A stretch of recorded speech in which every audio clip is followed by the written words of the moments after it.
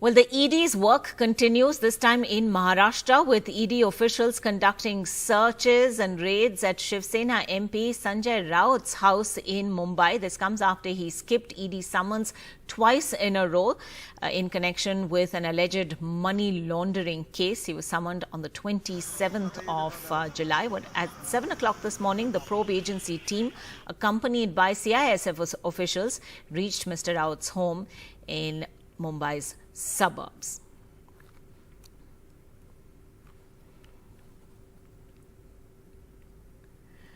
All right, Sanjay Raut, in fact, tweeting incessantly since those searches began. He says Maharashtra and Shiv Sena will continue to fight. False action, false evidence. I will not leave the Shiv Sena. I won't leave till my last breath, alleging that this is in effect political pressure, given that the Shiv Sena has already split into two factions and Team Eknath Shinde already in power in the state as well.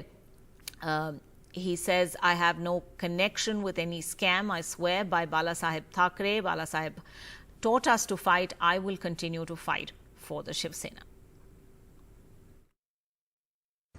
देश में हजारों लोगों पर ED के cases चल रहे हैं, उन्हें समन्स भेजे जाते हैं 2 बार, 4 बार, 10 बार, लेकिन ईडी किसी के घर में चली जाती है? ऐसा होता नहीं। यह घटना पूरी तरह से राजनीतिक से प्रेरित है। जहां जहां बीजेपी आगे जाकर काम नहीं कर पा रही है, वहां वहां ईडी को आगे भेजती है। संजय राउत जी बोलना बंद कर दें, संजय राउत जी शांत बैठ जाएं, बीजेपी का विरोध न करें, ऐसी मंशा है। यह दुर्भाग्यपूर्ण है और आने वाले समय में देश सब देख रहा है, इसका जवाब देश की जनता देगी। जिस तरह से देश में जांच एजेंसियों का इस्तेमाल राजनीतिक प्रतिद्वंदियों को या विपक्ष के नेताओं को झुकाने के लिए या अपने पक्ष में शामिल करने के लिए किया जा रहा है, मेरे ख्याल से 70 साल में ऐसा कभी नहीं हुआ। आज जिस तरह से संजय राउत जी पे रेड हुई है, वो कोई नई बात नहीं थी, वो तो हमारे लिए भी मेहमान बने हैं।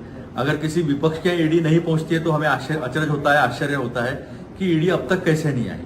तो ये जो इस्तेमाल है, ये इस्तेमाल करते समय ध्यान में रखना चाहिए कि आप अच्छे लोगों को अगर तकलीफ दोगे, जो लोगों के मुद्दे को लेकर लड़ते हैं, उसे विपक्ष न मानते हुए अगर आप दुश्मन मानोगे, तो इस देश की जनता वो अंतिम सत्य है। इस देश की जनता जानती है कि क्या सच है और क्या झूठ है। कर नहीं उसे डर किस बात का?